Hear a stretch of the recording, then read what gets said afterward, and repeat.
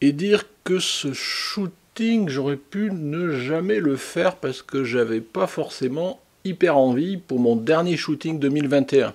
Donc si cela vous intéresse, c'est parti!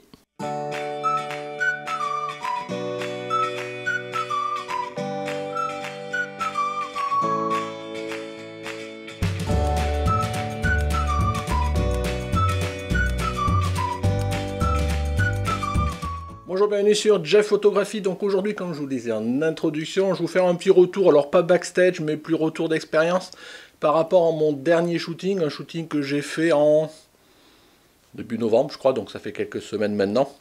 Donc c'est le dernier shooting de l'année 2021. Pourquoi? Parce que je suis pas trop fan des shootings d'hiver. Moi, voilà, j'aime bien quand il fait chaud. Et là, c'est plus trop la période, donc je cherche même plus à en faire. Et même comme je vous le disais en introduction, ce shooting-là, j'avais même pas forcément trop envie de le faire parce que j'étais déjà en mode hibernation. Enfin, revenons-en quand même à ce shooting. Ce shooting, c'est le deuxième shooting que je fais avec une modèle qui s'appelle Vanessa. J'avais déjà fait quelques photos en studio l'année dernière, ou début de l'année, je sais plus. Bon, je vous mets une ou deux photos, voilà, juste pour remémorer. Je sais même pas si j'avais fait un retour d'expérience par rapport à ça. C'est elle qui m'avait sollicité parce qu'elle voulait profiter de l'automne pour faire des photos dans un cadre, bien évidemment, d'automne. Et elle voulait faire des photos en tenue, en voile, voilà. Elle s'était acheté une tenue assez légère. Il faut savoir que Vanessa est danseuse et donc voilà, elle voulait faire des photos à la fois dans un cadre d'automne, mais elle en train de danser avec ce voile léger. Voilà, c'était à peu près, je vais dire ça, le thème de base. Pour le lieu, écoutez, on est allé dans un lieu que, je vais dire, je connais pas mal parce que j'ai fait pas mal de shootings un peu à toutes les périodes de l'année, dont je crois que j'ai dû faire un ou deux shootings d'automne à cet endroit-là. Parce que c'est vert, parce qu'il y a un plan d'eau, parce que je sais qu'il y a pas mal de feuilles par terre. Enfin voilà, c'est pas mal pour un shooting d'automne. Donc on est allé là. Et ce qu'il faut tout de suite noter, c'est que vous verrez dans les photos, de toute façon, les conditions de lumière, vraiment, elles n'étaient pas terribles. Pourquoi? Naturellement, j'aime bien faire des shootings, soit d'ailleurs l'été ou l'hiver, plutôt le matin. Sauf que à la date, et qui était d'ailleurs quasiment la seule date fixée, il faisait à la fois beau, mais il faisait à la fois très froid pour un matin. Et comme vous verrez, Vanessa est quand même dans une tenue légèrement légère. Pour le coup, on s'était dit, on va peut-être un peu décaler en début d'après-midi, donc en l'occurrence 13 heures, pour faire les photos, pour pas non plus qu'elle se pèle, c'est pas le but, même si les modèles, généralement, elles sont habituées, et puis elles souffrent, et puis le photographe, il est souvent bien amitouflé, pendant que les modèles étant en tenue plus légère, mais bon, ça fait partie du jeu, si je puis dire. Donc voilà, donc une lumière un peu dure, un peu présente, d'autant à complexifier en plus, parce que bien évidemment, qui dit shooting d'automne, dit shooting sous les arbres. Donc bien évidemment avec un jeu d'ombre de temps en temps, il y a des lumières, des rayons de soleil qui percent à travers les arbres, il y a de l'ombre, pas l'ombre, enfin voilà, c'est un peu compliqué à maîtriser. J'ai tout fait en lumière naturelle, j'avais décidé de partir sur de la lumière naturelle parce que voilà, je sentais bien, j'avais pas envie de m'emmerder à un flash dans ce contexte-là, donc lumière naturelle, mais compliqué à maîtriser, et des fois c'est plus simple avec un flash, croyez-moi. Alors maintenant pour évoquer le shooting, donc là bon je vous fais je vais vous relater ça là en live, je vous dis j'ai pas de filmé de rien backstage, tous ces trucs là, mais je vais vous relater un peu les problématiques que j'ai dû affronter, que j'ai dû m'adapter pour réussir à faire les meilleures photos possibles. La première problématique c'était que Vanessa voulait faire des photos en mouvement, en train de courir, en train de sauter, en train de danser, en train de jouer avec son voile, donc qui dit mouvement, et à la fois ce style de pose, déjà le premier, ça voulait dire qu'il fallait que je fasse des poses en plein pied. Donc déjà, c'est pas du cadrage serré. Du coup, j'ai choisi d'utiliser, vous savez, maintenant je swap entre deux objectifs, la plupart du temps pour du portrait vraiment, notamment serré, je prends mon 110-200-8. Et là, j'ai préféré prendre mon 24-105 f4, je trouvais que c'était pas mal, notamment pour avoir du grand angle. Et au global, j'ai regardé à peu près de toutes les photos, je me suis noté ça. Voilà, j'ai fait des photos entre 50 et 105 mm. Donc vous voyez, on reste quand même dans des focales, je dirais, de type portrait. Mais j'avais plus de latitude qu'avec un 70-200 par rapport à ce que je voulais faire. Au niveau ouverture, qui dit 24-105 f4, je ne pouvais pas descendre, ouvrir plus que f4. Et au global, comme je voulais quand même une certaine plage de netteté de au minimum 1 à 2 mètres, pour être sûr d'avoir Vanessa net entièrement dans cette plage de netteté, j'ai choisi d'ouvrir entre f4 et f6.3 à peu près. Je crois que je suis à peu près dans ces plages d'ouverture. Après, qui dit mouvement, dit il faut figer, avoir une vitesse qui soit assez rapide. Donc là c'est pareil, j'ai shooté en mode manuel pour pouvoir maîtriser ce que je voulais faire. J'ai figé mon ouverture, j'ai adapté ma vitesse, souvent en fonction des circonstances où elle bougeait plus ou moins et en fonction de ce que je voulais faire. Globalement j'ai des photos qui vont d'un 320e de seconde, je me regarde mes petites notes, à 1 millième de seconde. Vous voyez, c'était pas non plus de grands mouvements. Mais il faut quand même être capable de figer pour avoir une photo qui soit nette partout. Quelque part, c'est le but. Et qui dit mouvement, qui dit ouverture figée, qui dit vitesse figée, j'ai dû adapter, comme j'avais des ouvertures qui n'étaient pas si ouvertes que ça quand même, j'ai dû compenser avec les ISO pour réussir à maintenir une bonne vitesse.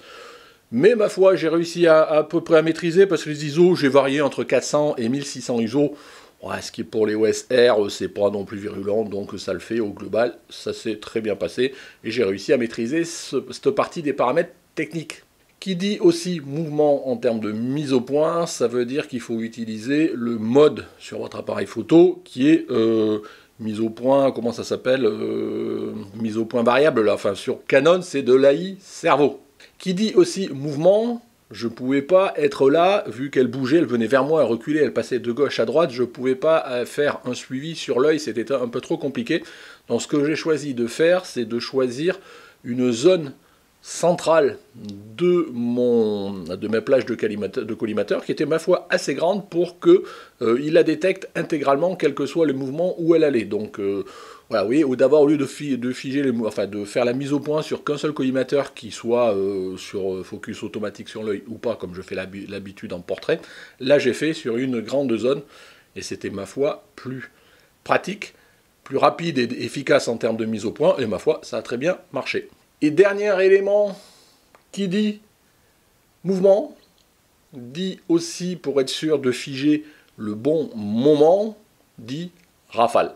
Donc voilà, donc j'ai fait pas mal de tous les parties où elle bougeait beaucoup, j'ai fait pas mal de photos en rafale, ce qui fait au global quand même sur la séance, parce qu'on a fait beaucoup de photos en mouvement quand même si vous verrez, je vous montrerai tout à l'heure, il n'y en a pas que ça.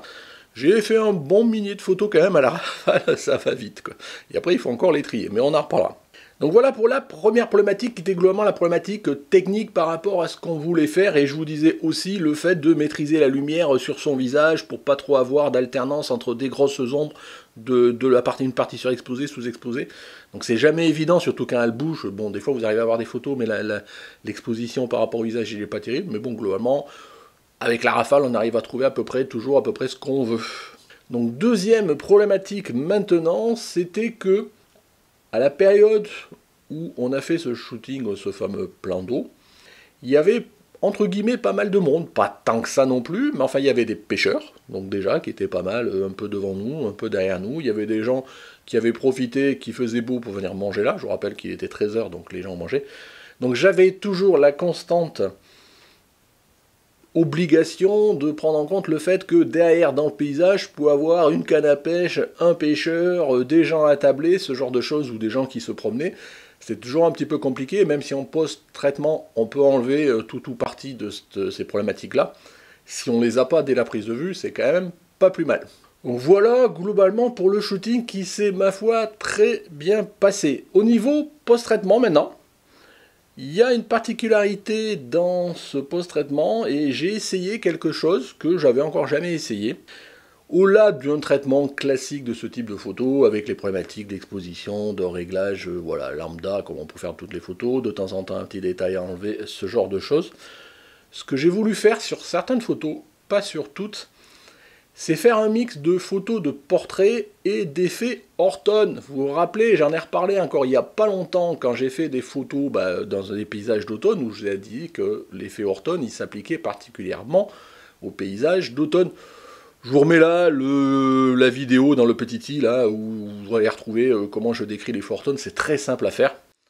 Et donc, ce que j'ai fait une fois que j'avais développé mes photos, sur certaines qui pouvaient s'y prêter, et je vous montrerai en même temps que je parle un petit peu rapidement comment j'ai fait sur Photoshop, c'est très simple à faire, et je ne vais pas faire un tuto là, c'est juste pour vous montrer en même temps pour étayer mes dires.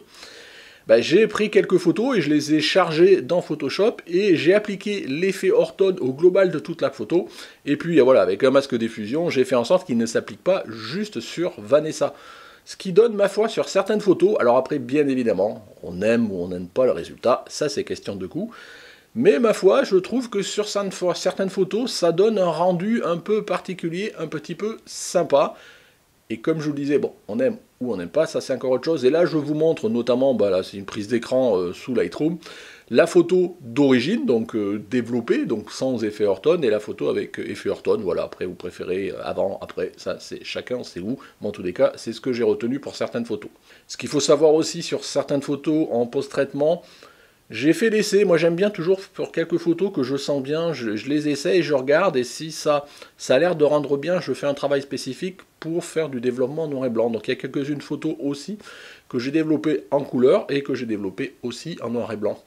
Au final, je crois qu'une fois qu'on avait fait le tri sur le bon millier de photos, que moi j'avais fait le premier tri, que j'avais fait une première sélection que j'avais soumis à Vanessa, et une fois qu'on a validé ensemble la sélection totale, on a une quinzaine de photos que je vais vous montrer là juste après. Vous voyez, on passe d'un millier de photos à une quinzaine de photos, dont je vous dis certaines qui étaient en double ou en triple, en fonction que, enfin un double en tous les cas, potentiellement, en fonction, je les ai fait en couleur et que je les ai fait en noir et blanc. Moi généralement, je livre toujours les deux. Quand je fais une noir et blanc, je livre toujours aussi la couleur. Parce que moi, je peux préférer la noir et blanc, et ma modèle ne pas préférer la couleur. Voilà, je sais que c'est pas le choix de tout le monde, en tous les cas, c'est mon choix. Donc au final, Vanessa était très contente de ses photos, et ma foi, ça se termine là, ce dernier shooting de l'année 2021, auquel, vous voyez, j'avais pas forcément envie de sortir pour, voilà, parce qu'il faisait froid, parce que c'est plus ma période, et j'étais psychologiquement prêt à terminer l'année avant ce shooting-là.